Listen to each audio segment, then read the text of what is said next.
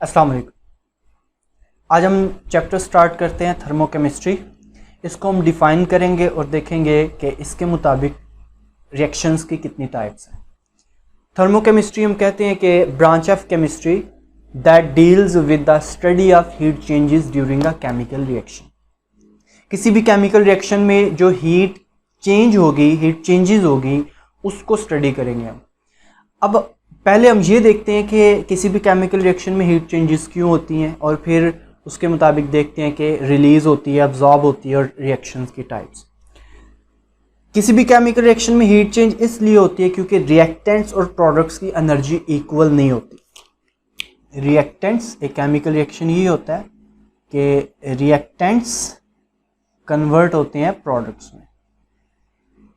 अब रिएक्टेंट्स और प्रोडक्ट्स की एनर्जी अगर इक्वल नहीं है तो उनमें डिफरेंस है, तो वो डिफरेंस जो है या रिलीज हो जाएगा या वो डिफरेंस एब्जॉर्ब हो जाएगा।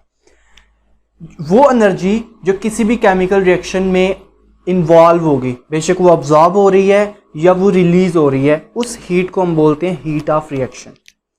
ये जो हीट चेंज होगी वो कहलाएगी हीट ऑफ रिएक्शन। अब इस हीट ऑफ रिएक्शन की बुनियाद पे रिएक्शंस की दो टाइप्स है। एक हम कहते हैं कि अगर हीट रिलीज हुई है तो उसको बोलते हैं हम एक्सोथर्मिक रिएक्शन। Exothermic reactions. और अगर हीट एब्जॉर्ब हुई है तो उसको बोलते हैं endothermic reactions. Endothermic reactions. Exothermic reaction में क्या होता है, हीट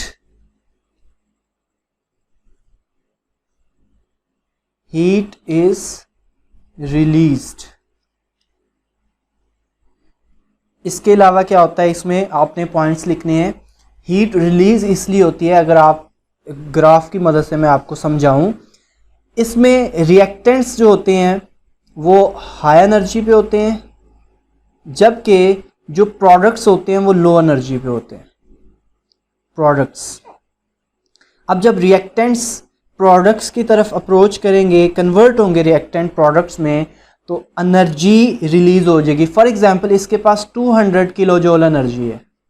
जो हीट को जो हम स्टडी करते हैं वो जूल में करते हैं। अब क्योंकि हीट चेंजेस हीट बहुत ज़्यादा रिलीज होती है तो इसलिए किलो जूल हम यूज़ करते हैं। फॉर एग्जांपल इसके पास 200 किलो जूल एनर्जी है, इसको चाहिए 50 किलो जूल। उसके पास ज़्यादा है, जब वो प्रोडक्ट्स में आ जाएगा तो वो अजाफी एनर्जी क्या कर देगा, रिलीज कर देगा in the form of heat. Heat जो है एनर्जी की फॉर्म है। तो 150 kilo joule energy for example हम अगर लें तो रिलीज हो जाएगी। तो इसमें क्या है, आपने ये याद रखना है, रिएक्टेंट्स की एनर्जी ग्रेटर होती है जबकि प्रोडक्ट्स की एनर्जी क्या होती है, लो होती है। ये इंपॉर्टेंट पॉइंट्स हैं। इसी तरह अगर आप एंडोथर्मिक रिएक्शन में देखें तो एंडोथर्मिक रिएक्शंस में क्या पहला पॉइंट है, heat is absorbed. Heat is absorbed, जबकि इसमें रिएक्टेंट्स की एनर्जी ज़्यादा होती है, प्रोडक्ट्स की कम होती है। अगर आप एंडोथर्मिक रिएक्शंस में देखें तो इनमें क्या होता है कि रिएक्टेंट्स लो एनर्जी पे होते हैं और प्रोडक्ट्स की एनर्जी हाई होती है। अब अगर इस रिएक्टेंट ने प्रोडक्ट में कन्वर्ट होना है तो अगर हम कहें कि उस ऊपर को हीट इंक्रीज होती है, तो इन रिएक्टेंट्स ने अगर प्रोडक्ट्स पे पहुंचना है तो इसको क्या करना पड़ेगा, इनको एनर्जी अब्जॉर्ब करनी पड़ेगी। और एनर्जी किस फॉर्म में होती है, हीट की फॉर्म में। तो वो हीट अब्जॉर्ब करेंगे फिर ये प्रोडक्ट्स तक पहुंच पाएंगे। तो इसमें आप लिख सकते हैं कि रिएक्टेंट्स की जो एनर्जी है वो लो होती है जबकि प्रोडक्ट्स की एनर्जी हाई होती है। आपने इसको पूरा लिख लें कि पोटेंशियल एनर्जी ना समझ लें आप इसको। प्रोडक्ट्स की जो एनर्जी है वो हाई होती है। Got it. अब इसमें अगर हम एक एग्जांपल देख लें एक्सोथर्मिक रिएक्शन और एंडोथर्मिक रिएक्शन में। फॉर एग्जांपल अगर हम रिएक्शन करवाएं कार्बन और ऑक्सीजन का, ये कंबस्शन रिएक्शन है, कार्बन को जला दे तो उससे बनती है CO2। तो इस केस में हीट रिलीज होती है। उसकी वैल्यू होती है 393 किलो जूल पर मोल। एक मोल जलाने से इतनी हीट रिलीज होती है। ये नेगेटिव साइन जो है ये शो करता है heat is released, heat is release. इस नेगेटिव साइन का ये मतलब नहीं है कि ये वैल्यू माइनस में है, इसका ये मतलब हरगिज नहीं है। ये नेगेटिव साइन सिर्फ ये शो करता है कि एनर्जी रिलीज हुई है, जबकि जब एनर्जी अब्जॉर्ब होती है तो वहां पे हम पॉजिटिव साइन यूज करते हैं। ये भी आपने याद रखना है। जब हीट रिलीज होती है तो नेगेटिव साइन आता है हीट के साथ, और जब हीट एब्जॉर्ब होती है तो उसके साथ पॉजिटिव साइन आता है।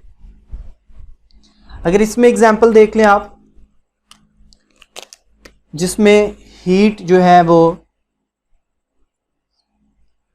अब्जॉर्ब होती है, आप कह सकते हैं कि अगर आपने वाटर की ब्रेकडाउन करनी है इनटू H2 प्लस O2, जब इसको हम ब्रेकडाउन कर देंगे तो इसमें हीट अब्जॉर्ब करनी पड़ेगी इसको 285 किलो जूल पर मोल। अगर आप यही रिएक्शन इसको रिवर्स लिखें इस तरह,